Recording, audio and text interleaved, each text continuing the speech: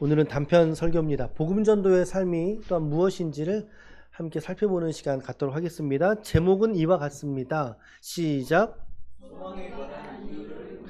소망에 관한 이유를 묻는 자에게 라고 하는 제목으로 오늘 하나님 말씀 증거하겠습니다. 자, 어떤 부자가 있었는데 돈이 많았어요. 그런데 자식이 없던 차에 웃어볼 만한 일이 없을까 하여서 하루는 말을 타고 여행을 하는 도중입니다. 저 앞자리에 어떤 남루한 옷을 입은 어떤 한 사람이 달아진 옷과 달아진 신을 신고서는 한참이나 춤을 추고 있더라는 것입니다. 춤을 추고 있었어요. 기쁨으로 춤을 추고 있었어요. 궁금할 거 아니에요. 가까이 다가가서 묻기를, 아니 당신은 옷도 남루하고 신도 다 달아졌는데 어쩜 그렇게 기쁘게 춤을 추고 있습니까? 당신은 왜 그렇게 춤을 추고 있습니까? 라고 물었더니 그 남루한 옷차림의 사람이 하는 말이, 첫째는 하나님이 나를 지으실 때 하등한 동물로 짓지 않고 사람으로 지은 것 때문에 감사해서 그렇습니다. 둘째는 다행히도 내가 한쪽 다리만 절지만 그럼에도 불구하고 이렇게 동서남북을 다닐 수 있게 하심에 감사드립니다.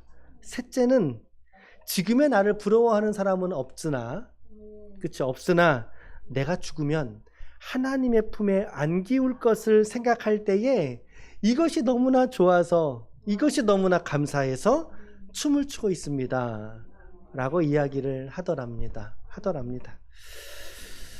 자, 여러분, 그 소원과 소망이라는 단어가 있죠. 우리가 소원이란 단어, 소망이란 단어가 있는데 이 단어의 차이점을 아십니까? 네, 다음 거 넘겨줘 보세요. 네, 누구에게나 다 여러분, 너 소원이 뭐야? 이런 거 묻잖아요. 소원이 있고 또 소망이 있을 텐데 이 두 가지가 성경적 관점에서는, 신앙적 관점에서는 좀 다른 뉘앙스의 단어더라는 거죠. 네, 첫 번째 소원은요, 자기 마음에서 우러나오는 거잖아요. 자기 마음. 근데 자기의 마음은 늘 언제나 죄인된 마음이고 이기적 마음이거든요. 그래서 자기의 이기심, 자기 이기에게서 나온 바램, 나 이거 되고 싶어, 나 저거 갖고 싶어, 나 이거 하고 싶어 라고 하는 것도 있잖아요. 내가 무언가 하고 싶은 것들, 그러니까 자기중심적인 사고에서 발생한 단어라는 거죠, 이 소원이라고 하는 단어가. 그런데 소망이라고 하는 단어는 우리가 오늘 말씀에도 보니까 뭐라 그랬습니까? 너희의 소망을 묻는 자에게. 소망이라고 하는 단어는요, 하나님을 믿는 믿음에서 기초하는 단어가 소망이라고 하는 단어라는 사실이죠. 그래서 소원을 품은 사람은 어려움을 당하게 되면 쉽게 좌절해 버립니다. 소원을 품은 사람은. 그러나 소망을 품은 사람은 그 어려운 상황에서도 하나님이 어떻게 나를 이끌어 가실지를 기대하기 때문에, 그것을 바라보기 때문에 그 사람은 같은 절망, 같은 고난 속에서도 좌절하지 않는다라는 거예요. 소원을 품은 사람은 자기중심적인 사고로 인해서 낙심해 버리지만, 그러나 소망을 품은 사람은 같은 절망과 같은 상황에서도 하나님을 바라볼 수 있는 줄로 믿습니다. 그래서 소망을 품은 사람은 하나님과의 내밀하고 친밀한 관계 속에서 살아가는 거예요. 하나님을 바라보는 거예요. 그러므로 그의 삶에는 언제든지 생기가 넘쳐나는 거죠. 오늘 제가 도입부에서 말씀드렸던 이 예화에서처럼 이 춤을 추지만 그러나 이 허름한 남성, 주변에 그 어떤 누가 그 사람 부러워하겠어요. 옷차림도 신발가락도 게다가 다리도 하나 절어요. 그의 형편을 본다면 어떤 누구도 저 사람 왜 춤춰? 춤출 이유가 하나 없는데 왜 춤춰? 그가 추는 춤을 보면서 그를 부러워한 사람이 아무도 없을 거라는 사실이죠. 그런데 오늘 이 돈 많은 부자 한 사람, 자식이 없고 기쁠 날이 없어서 우울증에 빠져있는 이 사람은 그 사람을 보면서 물어보는, 어쩜 저렇게 춤출 수 있을까? 오늘 그 허름한 남루한 사람이 말합니다. 무엇을 말합니까? 하나님에 대한 소망 때문에 그는 춤출 수 있었던 줄로 믿습니다. 오늘 여러분들에게도, 오늘 우리들에게도 하나님을 향한 소망이 저 여러분들을 춤추게 하시기를 축복합니다. 우리 지체들의 삶에 많은 소원들이 있어요. 우리의 소원들이 있어요. 자, 지금 조금 부정적 언어예요. 소원들이 있어요. 이것이 부결됨으로 말미암아 우리는 절망하죠. 소원이 부도가 남으로 절망이에요. 낙심하는 사람들이 아니라, 우리들은 아니라 하나님이 오늘 여러분과 저에게 주신 그리스도를 믿는 이 참된 소망을 따라주시는 풍성한 은혜의 기쁨을 충만하게 누리시는 주의 종들이 되시기를 예수님의 이름으로 축원합니다. 아멘. 아멘. 이제 본문 얘기를 좀 할게요. 본문 이야기를. 오늘 본문은 우리가 베드로전서 3장을 펼쳐 들었는데 3장의 소제목, 여러분들의 성경책의 소제목은 어떻게 돼 있어요? 혹시 있나요? 그렇죠. 아내와 남편에 관한 본문의 이야기입니다. 어떻게 남편과 아내가, 그리고 남편과 아내 된 그들이 어떻게 세상을, 특별히 고난 중에 있는 그 세상을 어떻게 살아가야 되는가를 오늘 사도 베드로가 이야기를 해주고 있어요. 너희가 세상에서 이렇게 살아야 된다, 이런 믿음으로 너희가 보여야 된다 라고 하는 걸 우리에게 알려주는 그런 본문의 이야기입니다. 짧게 좀 이야기를 나누고 설교 적용으로 설교를 진행하겠습니다. 자, 본문을 선택한 이유는 이제 다음 달에 우리가 초청주의를 하기 때문입니다.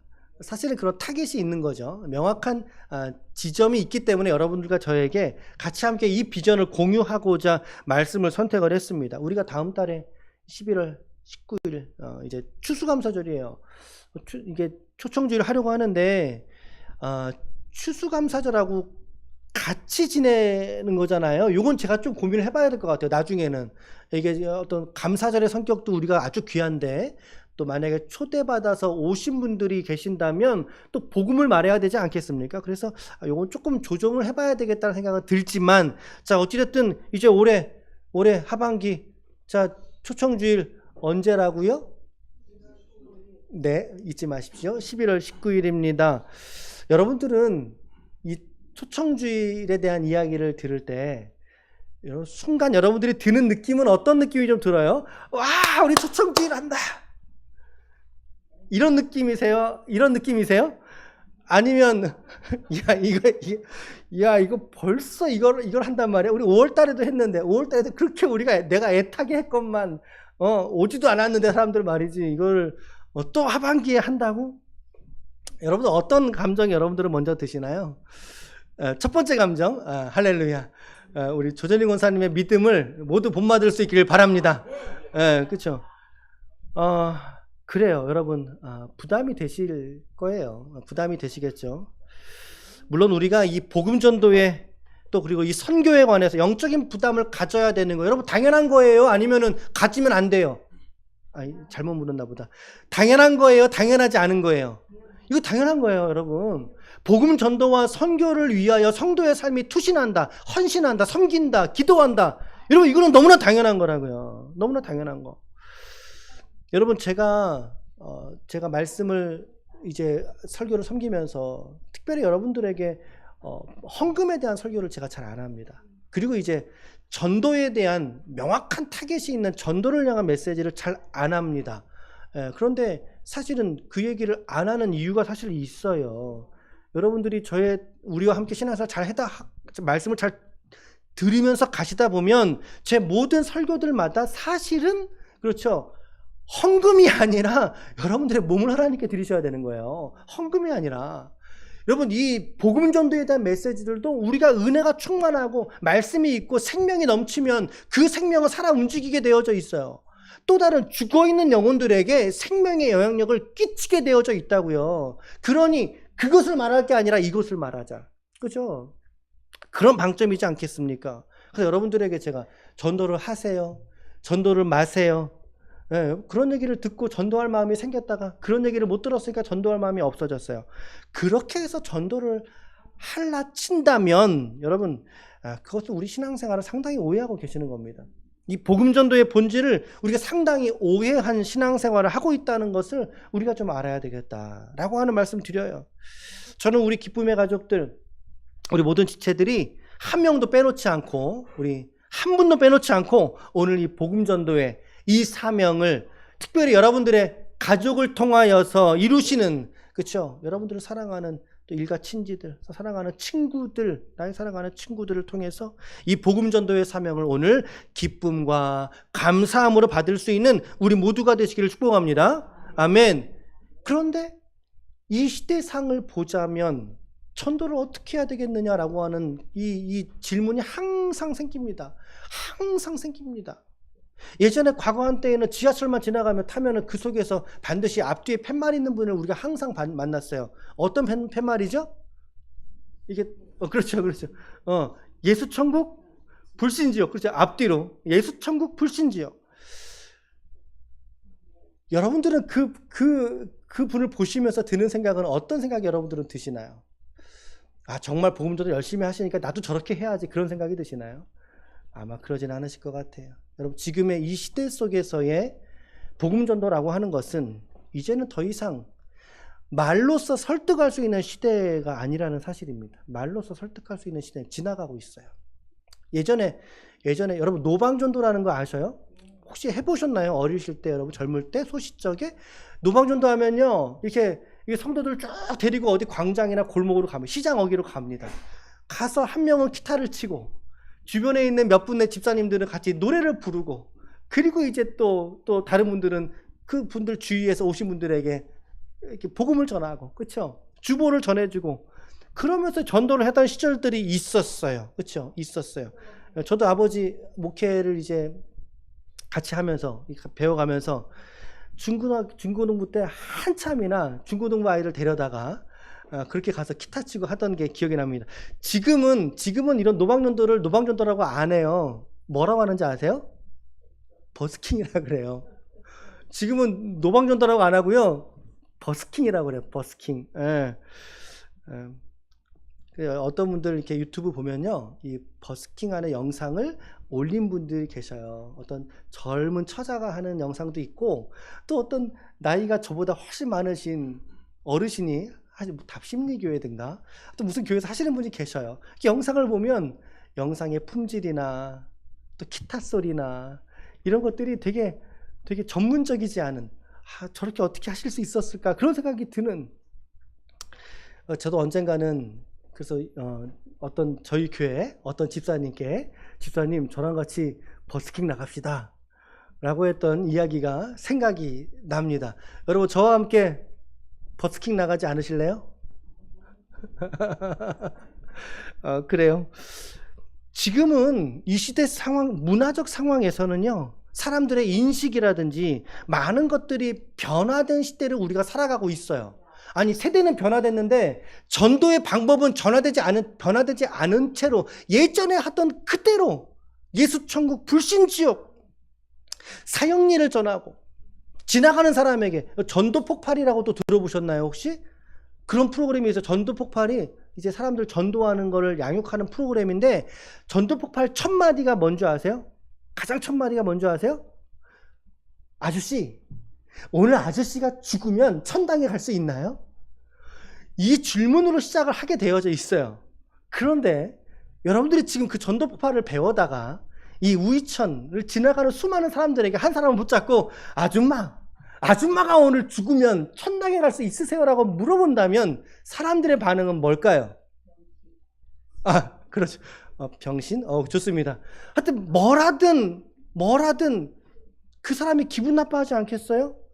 그죠? 기분 나빠할 것 같아요. 이 사람 지금 나 그렇지 않아도 기분 안 좋아 죽겠는데 내가 오늘 밤 죽는 걸 생각해보라고? 예끼 이 사람아, 이러고 지나갈 거 아닙니까 여러분? 그죠?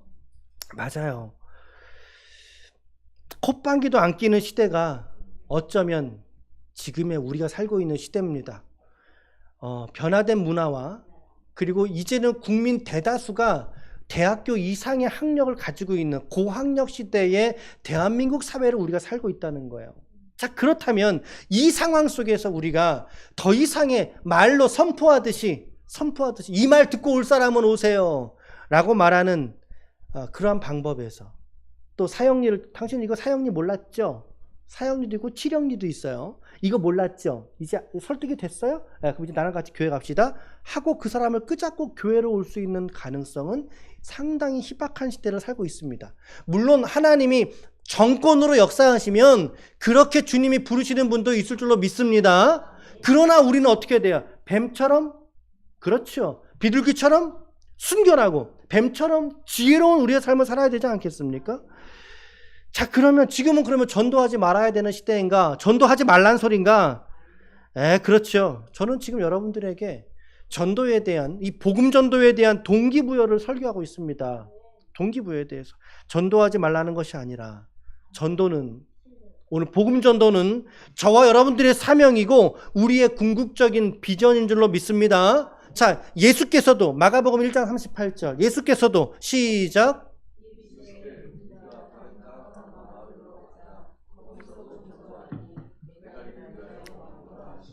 예수님이 이 땅에 오신 목적이 뭐래요? 제가 두말하지 않을게요. 당신이 하늘로 올리우실 때에도, 마태복음 28장 18절로 20절입니다. 시작. 예수께서 나와 말씀하여 이르시되 하늘과 땅의 모든 권세를 내게 주셨으니 그러므로 너희는 가서 모든 민족을 제자로 삼아 아버지와 아들과 성령의 이름으로 세례를 베풀고 내가 너희에게 분부한 모든 것을 가르쳐 지키게 하라. 볼지어다 내가 세상 끝날까지 너희와 항상 함께 있으리라 하시니라. 이뿐만이 아닙니다. 사도행전 1장 8절 시작.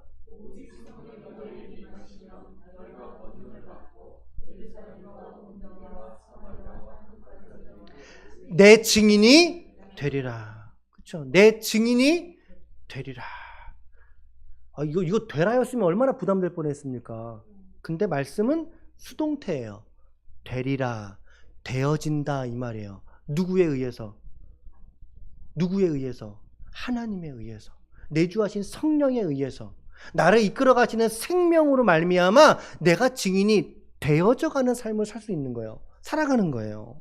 여러분, 예수님은요, 오늘 우리로 하여금 이 땅에서의 삶의 목적과 사명에 있어서 너무나 명확하게 지금 타점을 찍어주고 계시고 있는 거예요. 오늘 당신이 그리스도인입니까? 우리 아멘. 저 그리스도인입니다. 자, 바꿔 말할게요. 당신 교회 다닙니까? 저 교회 다닙니다. 그 사람은 해당이 없어요. 그냥 교회 생활 하는 사람은 해당이 없어요. 그런데 당신 그리스도인이십니까? 네, 저 회심한 그리스도인입니다 라고 말한다면 적어도 그 그리스도인에게는요, 그쵸? 그리스도인 무슨 말입니까? 그리스도가 이 땅 가운데 행한 일들을 연이어 하는 사람을 말하는 거예요. 그리스도의 성품을 닮아가는 사람을 말하는 거예요. 그리스도가 이 땅 가운데 오신 당신의 목적을 나의 삶을 통해서 동일하게 이루어가는 사람을 비로소 그리스도인이라고 말하는 거예요. 교회 다닌다는 말하고 그리스도인이라는 말은 전혀 다른 말이죠. 그러므로 오늘 저와 여러분들은 이 복음전도의 목적과 사명을 우리는 결코 벗어버릴 수 없는 존재라는 사실을 오늘 저와 여러분들이 믿음 안에서 우리 믿음의 두 손으로 잘 수납할 수 있기를 축복합니다. 동의하십니까? 아멘, 아멘. 그런데 왠지 행사는 부담된다, 그죠? 왠지 행사는 부담된다 이 말이에요. 누가 제일 부담되겠어요? 누가 제일 부담되겠습니까? 예, 그렇죠. 여러분, 제가 제일 부담되지 않겠어요? 저요. 제가 몇 배는 더 부담될 거 아니에요. 그날 우리 셋째 주고 우리 식사를 하려고 합니다. 하고 또 우리 조전희 권사님 좀 이렇게 좀 후원을 좀 하셔서 또 우리 고기도 좀 먹고 좀 풍성하게 반찬을 좀 더 하려고 해요, 여러분. 자, 어찌됐든 여러분 우리 그날 같이 할 텐데 하는데 제가 요 앞전에 제가 초청해서 왔던 형제 기억나세요? 그 성우 형제가 기억나시죠? 또 한동안 교회를 또 안 다닌 것 같아요, 듣기로. 그래서 이제 그저께 카톡을 보냈어요. 성우 형제 우리 11월 달에 초청주일 하는데 우리 이럴 때는 한번 봅시다. 그래, 한번 와. 뭐 이렇게 좀 보냈어요. 예. 혹시 일십이라고 아세요? 읽고 나서 대답을 안 하는 거. 잠깐, 그 형제가 이 설교를 볼 리가 없겠지 지금. 예. 근데 회신을 안 하는 거예요. 그 형제가 분명히 봤는데, 형제 내가 초대를 다음 달에 우리 하니까 좀 오세요. 예. 회신을 안 했어요. 안 했어요. 여러분, 저도 저대로 애를 씁니다. 애를 쓰겠지만 우리 함께 더불어 애쓰며 귀한 사명 감당할 수 있기를 축복합니다. 그 시작점이 여러분 요거 적어내는 겁니다. 잘 여러분 고민하셨다가 가족들 또 우리 5월 달에 또 초대하신 분들, 신앙생활 미끄러 주신 분들, 방황하는 분들 우리 함께 좀 애쓰며 감당할 수 있기를 바라요. 자, 그러면 이 복음전도 그러면 어떻게 감당해야 되겠는가? 자, 오늘 더도 덜도 말고 오늘 13절에서 17절을 읽었지만 자, 그 중에서도 우리가 분명한 메시지가 있는 15절과 16절 상반절까지만 다시 한번 읽어보겠습니다. 자, 그러면 우리가 어떻게 복음 전도의 사명을 감당해야 되겠는가? 시작. 너희 마음에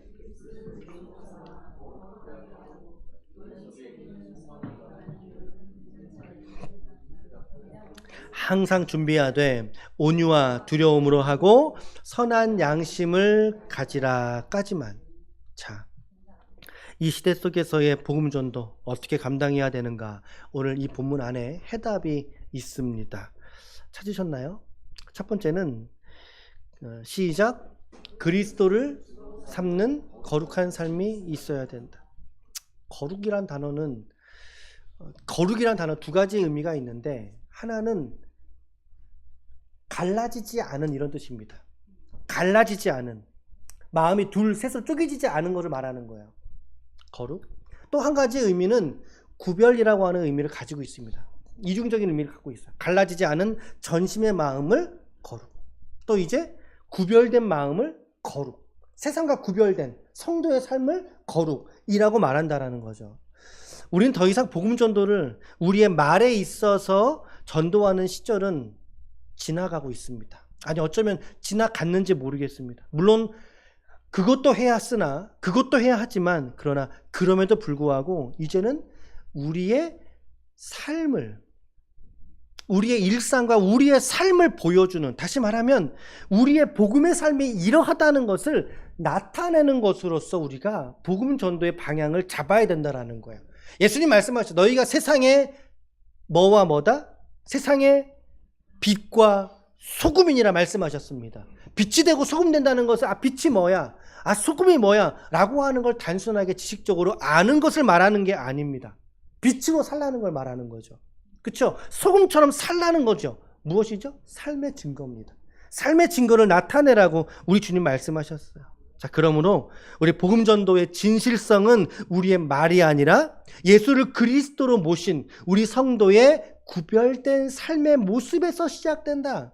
반드시 그것이 기초가 되어야 된다라고 하는 사실을 우리에게 말해주고 있어요. 첫 번째.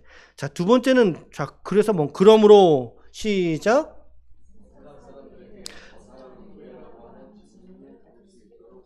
네. 오늘 베드로는 뭐라 그랬습니까? 너희 속에 있는 소망에 관하여 묻는 자에게 그랬어요. 소망에 관하여. 앞서서 예화도 말씀드렸고 단어의 정의를 한번 구분해 드렸습니다. 소원과 소망. 오늘 베드로는 소망이라는 단어를 통해서 너희 안에 있는 그 소망이 왜? 도대체 당신은 왜? 소망에 관한 이유. 이것을 항상 준비하라고 베드로는 말하고 있죠. 앞서 도입시에 드렸던 예화 기억나십니까? 돈이 엄청나게 많은 부자임에도 불구하고 이 세상을 살아갈 때 그는 허무에 빠졌었어요. 좌절에 빠졌었고 시리와 불안 속에서 참된 기쁨이 없이 살아가는 그의 모습을 우리는 잠깐 엿보았습니다. 돈으로 행복을 살 수 있다면 좋겠어요? 안 좋겠어요? 네, 그 말씀드려요. 돈으로 행복을 살 수 있다면 좋겠어요? 안 좋겠어요? 안 좋겠어요? 참 믿음이 크시군요. 저는 좋을 것 같아요. 아니, 돈으로 행복 살 수 있다면 여러분 얼마나 좋겠어요. 여러분 주머니에 10,000원 없으세요? 하나님 10,000원어치 행복 주세요. 아니 10,000원어치 행복 누릴 거 아니에요. 돈이 조금 더 계셔요? 그 하나님 100,000원어치 저 주세요. 아니 그럼 100,000원 행복을 누린다면 얼마나 좋겠어요. 그런데 문제는 인생의 참된 행복은 돈으로 일절 살 수 없다는 사실이에요. 그 행복의 그림자조차도 살 수 없는 게 돈이에요, 여러분. 돈으로 참된 기쁨과 만족을 살 수 있다면 얼마나 좋겠으나, 그러면 돈 있는 사람은 다 기뻐하고 행복하겠죠. 만족을 누리며 살 수 있겠죠. 돈 때문에 떨어져 죽는 사람 없겠죠. 근데 삶이 그러냐는 거죠. 우리 인생이 그러냐는 거죠. 돈으로 살 수 있는 것은 정말 이 땅에 잠깐 머물다 있는 것들만 살 수 있습니다. 돈으로는 침대를 살 수 있죠. 침대를. 좋은 침대를. 그런데 돈으로 꿀잠을 살 수 있습니까? 없습니까? 살 수 있습니까? 꿀잠을 살 수 없어요. 돈으로 살 수 없어요. 그렇죠? 돈으로 행복하겠다라고 말하는 사람만큼이나 이 세상에 불쌍한 사람은 없다고 생각합니다. 그래서 많은 세상 사람들은 이 가치에 매여 있기 때문에 사실 불쌍한 거예요.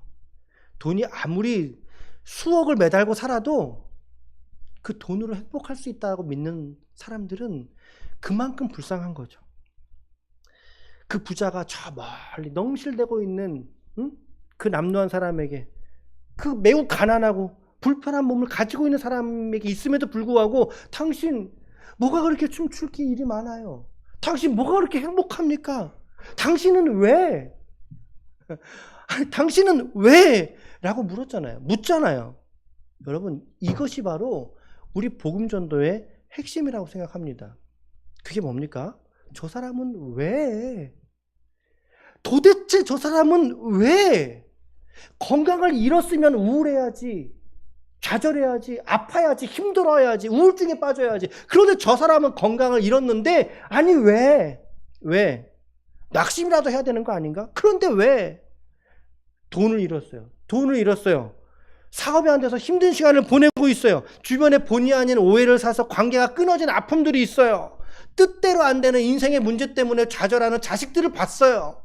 그런데 왜 말이죠? 그런데 왜? 세상의 관점에서는 낙심하고 절망하고 좌절해야 되는 이런 단어가 그 인생에 붙어야 되는데, 그런데 왜 저 그리스도인인 저 사람은, 그런데 왜 저 사람은 저렇게 감사할 수 있을까? 기쁠 수 있을까? 행복해할 수 있을까? 왜? 라고 물을 때 우리는 대답해야 되죠. 우리의 소망이 무엇인지. 예, 그리스도 때문이라는 사실이죠. 복음 때문이라는 사실이죠. 왜 그 순간에도 내가 춤출 수 있는지, 감사로서 인생을 살아갈 수 있는지, 그것을 세상에 있는 많은 사람들이 여러분들의 삶을 바라보면서, 여러분들의 인생을 주목해 보면서 그분들이 그런 마음을 느껴야 되는 거예요. 야, 저 사람은 왜 저렇게 살 수 있을까? 당신들은 왜 어떻게 그렇게 살 수 있지? 바로 이 지점이라는 거죠. 여기에 우리 복음전도에 설득이 있는 거지. 아유, 말을 가지고 이거 사형리야. 사형리 암기 못했지? 이거 내가 알려줄게. 예, 바로 이겁니다. 바로 우리는 우리의 지인들, 이웃들, 그리고 가족들에게 우리 엄마는 왜? 이거 여러분들이 억양을 잘 들으셔야 돼요. 아이, 우리 엄마는 도대체 왜 그래? 이런 게 아니라, 그런 왜가 아니라, 아, 우리 엄마, 우리 아빠, 내 가족, 저 아픔의 어려움 속에서도 어쩜 저렇게 감사할 수 있을까? 어쩜 저렇게 얼굴이 밝을 수 있을까? 철이 없어서가 아니라 주님을 나의 구주와 그리스도로 깊이 믿는 신앙, 그 주님을 바라보는 소망 때문에 기뻐할 수 있는 저와 여러분들의 삶이 되시길 축복합니다. 왜 행복할 수 있어? 왜 돈이 없는데 엄마는 감사할 수 있어? 우리 집안에 매달 월세 빠득빠득 나가고 남는 거 일절 없는데 엄마 뭐 이렇게 태평해?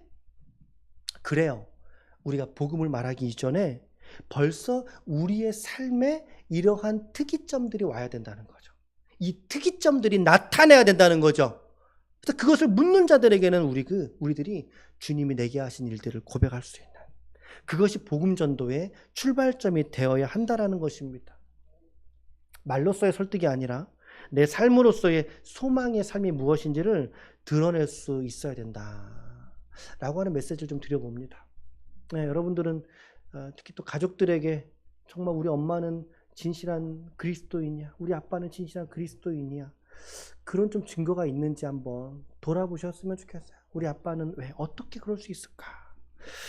우리 가족들과 또 우리의 친구들에게도, 또 우리의 이웃들에게도 이런 복음 증거의 삶이 되시기를 축복합니다. 자, 세 번째는 자, 그러나 시작, 복음을 전할 때에 온유와 두려움이라고 하는 단어가 등장을 했습니다. 자, 온유라는 말은 그 왜? 라고 질문하는 그 사람에게 친절과 따뜻함으로 이야기를 하라는 거예요. 친절과 따뜻함으로. 여러분, 언제나 진리를 말할 때는요, 친절함이라고 하는 그릇에 담아서 말해야 됩니다. 예, 진리를 말하는데 과격하게 말하면 그 사람이 듣겠어요? 아무리 진리가 참이어도 그 말 안 들어요. 사람은 그 내용이 무엇이냐에 관심 있는 게 아니라 때로는 그가 말하는 태도가 무엇이냐에 따라 내가 동의하기도 하고 거절하기도 하는 거예요. 게다가 우리가 진리라고 하는, 예수 그리스도라고 하는 진리를 말함에 있어서 어떻게? 온유함으로, 친절, 배려함으로 친절함이라고 하는 그릇에 말해야 된다는 거죠. 차분하게 그러나 진정성 있게 자기 삶을 고백하는 거예요. 하나님 경험을. 그래서 그 하나님으로 말미암아 내가 이러한 소망의 사람이 되었다는 것을 더불어 증거하는 거죠. 증거하는 거죠. 그런데 어떤 마음으로 해야 되느냐? 두려워하는 마음으로 그것을 해야 된다. 두려워하는 마음. 자, 온유함이라는 것은 이 복음을 증거하는 과정의 태도를 말한다면, 두려움이라는 것은 이 복음을 전하는 나의 마음가짐을 두고 말하는 거예요. 마음가짐. 두려움으로 하나님, 저 영혼 이번에 나와 함께 예수님 앞으로 나오게 하여 주옵소서. 그 두려움, 그 사모함, 그 마음 상태를 말하고 있는 거예요. 전도자의 마음, 겸손한 마음으로 말하라는 거죠. 온유로 말하고 전달하고 겸손한 마음을, 두려운 마음을 가짐으로 이 복음을 말할 때 그것을 말하라. 자, 그래서 쉬운 성경은 이렇게 번역했단 말이죠. 자, 쉬운 성경으로 15절 16절을 또 똑같은 본문인데 읽어볼 테니까 여러분들 마음에 좀 어떻게 좀 다가오시는지 한번 생각해 보면서 읽어보세요. 시작. 마음에 주님이신 그리스도를 거룩하게 모십시오. 그리고 여러분이 간직한 희망에 대하여 그 이유를 묻는 사람에게는 언제나 부드럽고 공손하게 대답할 준비를 하고 선한 양심으로 생활하십시오입니다. 부드럽게 말하라고 말합니다. 공손하게 대답하라. 특히나 우리 가까우면 가까운 사람일수록 우리 말의 실수가 참 많아요. 그렇죠? 또 말도 좀 세게 하고 내 멋대로 말하려고 하는 그런 게 있잖아요. 복음 여러분 말할 때 싸붙이면 안 됩니다. 가족들에게 한번 가자니까 이런 그래서는 안 되는 거예요. 가려다가도 그 마음을 싹 접을 거예요. 아마 접을 거예요. 부드럽게, 젠틀하게, 공손하게 진실을 담아서 반드시 그 영혼이 어떤 반응이든 하게 될 것입니다. 함께 기도하고, 기도하는 마음, 함께 공동체가 같이 기도하잖아요, 우리. 그래서 이거 같이 기도하자는 뜻입니다. 같이 기도해서. 물론 시간이 걸리겠지만 여러분 낙심하지 말고, 낙심하지 말고 우리 함께 이 복음 전도의 사명 감당합시다. 자, 마지막으로는요, 또 이 중에서도 우리가 좀 가장 귀한 거죠, 가장 중요한 거죠. 네 번째입니다. 시작. 선한 양심의 삶이, 아무리 그가 거룩하게 보이고 복음 전도를 말하고 공손하게 말하고 그래도 그 삶에 선한 양심이 없으면 이게 다 이게 물거품인 거예요. 복음을 전하는 행위 자체는 10분의 1이죠. 어떻게 보면 더 중요한 10분의 9, 9할이 뭐냐? 바로 선한 양심의 삶을 우리 성도들이 살아내야 된다는 거죠. 그럴 때 비로소 우리의 삶을 보이는 거예요. 그리고 그 사람의 말이 들리는 거죠. 선한 양심의 사람일 때 선한 양심의 삶을 살아갑시다. 이거 더 설명하지 않아도 무엇이 선한 양심인지를 여러분과 저는 익히 알 수 있을 것 같습니다. 자, 우리 옆에 있는 지체들과 함께 인사 나눠봅시다. 선한 양심으로 살아가십시오. 시작. 선한 양심으로 살아가십시오. 선한 양심으로 살아가십시오. 그렇죠? 이겁니다. 바로 이거죠. 자, 이제 결론의 말씀을 드리겠습니다. 저는 앞서서 소망과 소원이라고 하는 단어를 구분해 드렸습니다. 소원을 조금은 부정적 관점에서 말씀을 드리긴 했으나, 그러나 오늘 저와 여러분들 우리에게 있는 한 가지 복음 전도가 오늘 저와 여러분들의 유일한 소원이 되고, 더 나아가 저와 여러분들의 영원한 소망이라고 하는 사실을 다시금 깨달을 수 있기를 축복합니다. 예수님이 그러하셨듯 오늘 여러분들도 그러하시길 축복합니다. 아멘. 복음 전도는 축복을 여는 열쇠인 줄로 믿습니다. 내 인생 가운데 축복을 여는 열쇠인 줄로 믿습니다. 복음 전도의 삶은 하나님이 찾으시는 가장 고귀하고 귀한 삶인 줄로 믿습니다. 그렇다면 우리가 어떻게 그 삶을 살아가야 되겠는가? 첫 번째, 그리스도를 주로 삼는 거룩한 삶이 있으셔야 됩니다. 세상과 구별된 삶이 있으셔야 됩니다.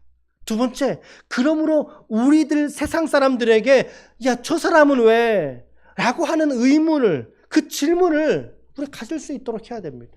인위적으로 그렇게 하자는 이야기는 아닙니다. 그러나 거룩한 삶을 살고 예수를 소망으로 둔 삶이 실제인 사람은 주변에 있는 사람들과 다른 삶을 살거든요. 분명히 돈으로 행복을 살 수 없다는 걸 깨닫거든요. 그 돈이 잃어버려도, 건강을 잃어버려도 그 사람 다른 삶을 보여줄 수 있는 거예요. 저 사람은 왜? 라고 하는 질문을 갖게 해야 된다는 거죠.